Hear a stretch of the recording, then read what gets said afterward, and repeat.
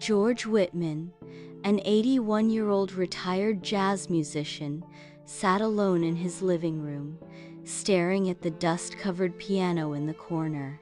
It had been years since he had played.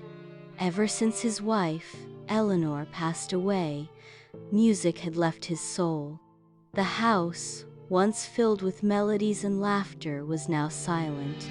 One evening, as he sat by the window watching the autumn leaves fall, he heard something unusual, a faint whining sound.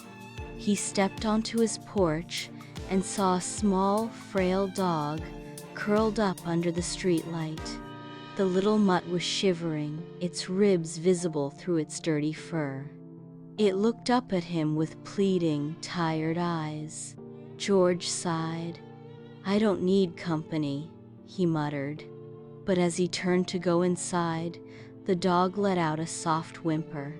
His heart ached. He had ignored his piano for years. Could he ignore this too? With a reluctant sigh, he walked over, knelt, and gently picked up the trembling creature. George named the dog Charlie, after the legendary jazz musician Charlie Parker. Charlie quickly became the one thing that brightened George's quiet life. Each morning, Charlie followed him around the house, his tail wagging as if he had found his purpose to keep George from being alone. They took slow walks in the park, watched old jazz performances on TV, and even shared meals, though George would scold Charlie for trying to steal his toast. One afternoon, George sat at his piano, running his fingers over the keys without playing a note. Charlie, lying beside him, perked up and let out a small bark. George smirked. "You think I should play something, huh?" Charlie barked again. With a chuckle, George pressed a key. The sound echoed through the empty house. He played another note, then another. And suddenly, silence of his home was broken by the very thing he had abandoned. Music. Charlie wagged his tail, tilting his head as if he understood that something special was happening. George chuckled. "All right, boy. Let's see if these old fingers still remember." And with that, he played his first song in years. As the weeks passed, Charlie became George's biggest fan. Whenever he played, Charlie sat beside him, listening intently, sometimes even howling along. One day, during their walk, Charlie suddenly ran toward the town's small cafe. George, startled, followed him inside. And there, in the corner, was a young woman playing the piano. She was playing his song. George's breath caught. "Where did you learn that?" The woman turned, surprised. "Oh, I found the sheet music in an old thrift store. It didn't have a name, just initials. W." George's heart raced.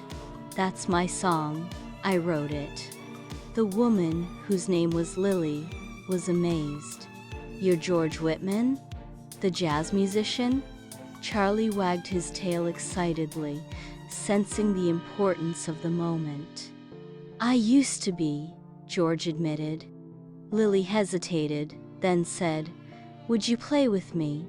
George hadn't played with anyone in years, but Charlie barked as if giving his approval. With a deep breath, George sat at the piano and joined her. And for the first time in a long time, his music had an audience again. Lily convinced George to perform at a local jazz night. At first he refused. "I'm too old for that," he grumbled. But then he looked at Charlie, his loyal companion, the one who had brought music back into his life. "All right," he finally said, "let's do it." On the night of the performance, the cafe was packed.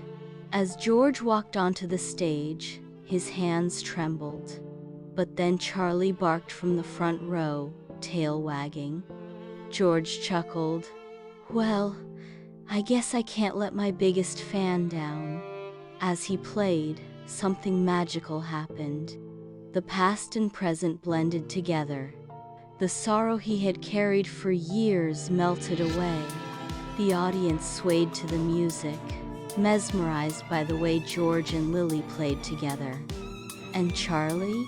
He lay beside the piano, eyes closed, enjoying the music that had brought his best friend back to life. After the performance, George became a regular at the cafe.